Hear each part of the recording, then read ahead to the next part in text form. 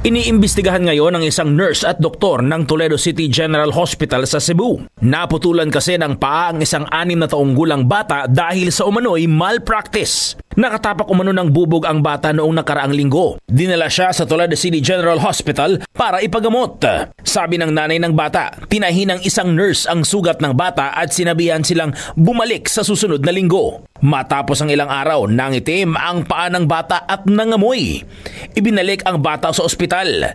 Sabi ng tuminging doktor, kailangan ng putulin ang paa ng bata. Base sa inisyal na investigasyon, hindi pala registered nurse ang tumahi sa sugat ng bata kundi isa lang nursing attendant.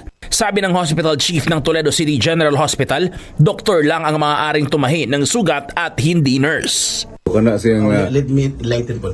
Sige. So kana siyang pumaagi sa it's the doctor's duty kuna siya. Tulubagon nga sa doktor nga moog mo perform sa surgery.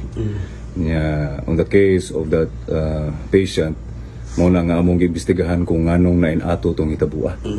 So, inaalam pa kung paano napunta sa isang nursing attendant ang batang pasyente. Nakilala na ang nasabing nursing attendant at naka-hold habang patuloy ang investigasyon.